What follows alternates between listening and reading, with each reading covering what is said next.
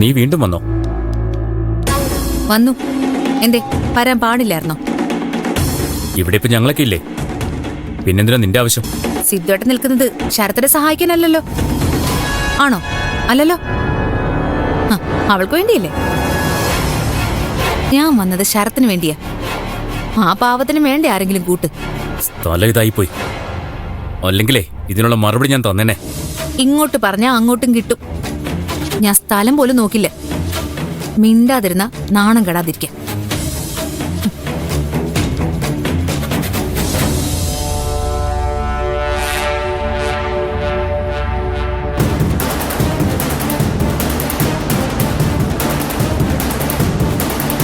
ഈ CCTV footage കാണുന്ന car തന്നെയാണോ ഇടിച്ചത്? ഇതന്നെ സാർ, ഈ കാർ തന്നെ. ഉറപ്പാണല്ലോ അല്ലേ? അതെ, ഉറപ്പാ സാർ. നാളെ ഇത് മാറ്റി പറയില്ലല്ലോ? എന്തിനാ സാർ ഞാൻ മാറ്റി പറയുന്നത്?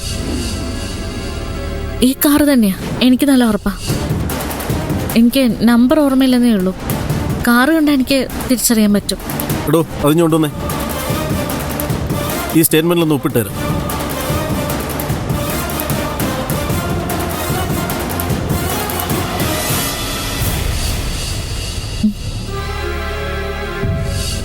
സാർ, ഇത് ആരുടെ കാരാന്നറിഞ്ഞോ?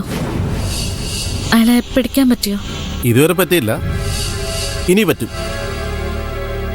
അതിനൂടെ വേണ്ടിയാ ഞങ്ങളിപ്പോൾ ഇങ്ങോട്ട് വന്നത്.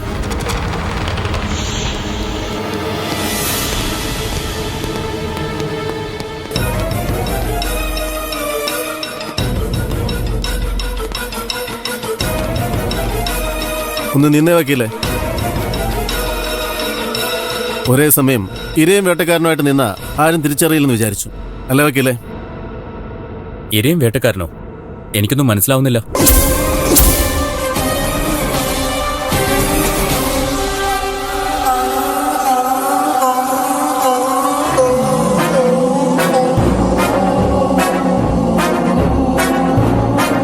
ഈ കാറ് നിങ്ങളുടെയാണോ?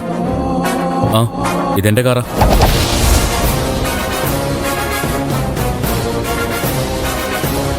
എന്നാ നമുക്ക് സ്റ്റേഷൻ വരെ ഒന്ന് പോകണമല്ലോ വക്കീലേ. അല്ല, എന്താ പ്രശ്നം? വക്കീലിനൊന്നും അറിയില്ലല്ലേ? പ്രഭാവതി അമ്മ ഇടിച്ച കാറിന്റെ ഫോട്ടോയാണ് ഞാനിപ്പം കാണിച്ചത്.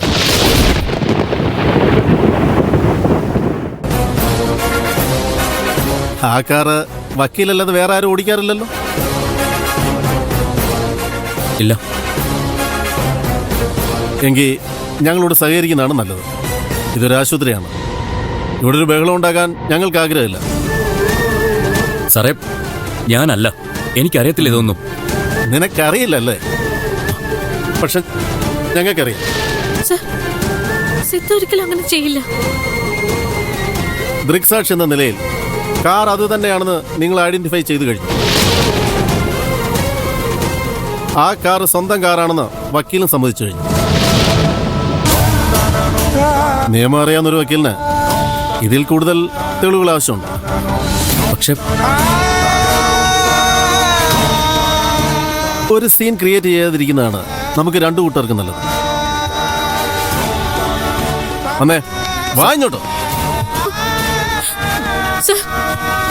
പറയുന്നൊന്ന് കേൾക്കണം പ്ലീസ്. Please cooperate. വാടോ. എനിക്കൊന്നും അറിയില്ല സർ. സിദ്ധു,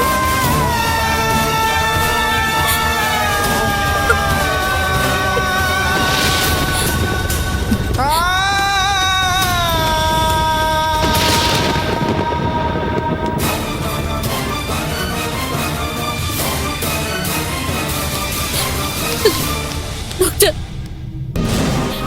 അത് പോലീസുകാര്. എന്താ ദേവികെ? സിദ്ധുവിനെ ഒന്ന് രക്ഷിക്കണം. എന്താ ദേവിക പറയുന്നത്? എന്ത് സംഭവിച്ചു? പ്രഭാതിയമ്മ ഇടിച്ചിട്ടത് സിദ്ധുവിന്റെ വണ്ടിയെന്ന് പറഞ്ഞു. പോലീസുകാർ സിദ്ധുവിനെ അറസ്റ്റ് ചെയ്തിരിക്കാം. ഇപ്പൊ ഇങ്ങോട്ടേക്ക് കൊണ്ടുവരുന്നുണ്ട്. എന്തൊക്കെയാ കേൾക്കുന്നത്? സിദ്ധുവിന്റെ വണ്ടി ഇടിച്ചെന്നോ? ഒരിക്കലും ഇങ്ങനെ സംഭവിക്കില്ല. തെളിവ് കൊണ്ടെന്ന് അവര് പറയുന്നത്. തെളിവുകളൊക്കെ കൃത്യമായിട്ട് ആർക്ക് വേണേലും ഉണ്ടാക്കാമല്ലോ. ഡോക്ടർ, ഇതിലെന്തോ ചതിയുണ്ട്. അത് ഉറപ്പല്ലേ? അല്ലെങ്കിൽ ഇങ്ങനെ അവർ ചെയ്യോ? ദേവിക പേടിക്കണ്ട, സിദ്ധുവിനെ ഇവിടുന്ന് കൊണ്ടുപോകാൻ നമ്മൾ സമ്മതിക്കില്ല. ഒരു തെറ്റും ചെയ്യാത്ത ഒരാളെ കള്ളക്കേസ് കൊടുക്കുന്ന എവിടെ തന്നെയായോ? ദേവിക വാ, നമുക്ക് അങ്ങോട്ട് പോവാം.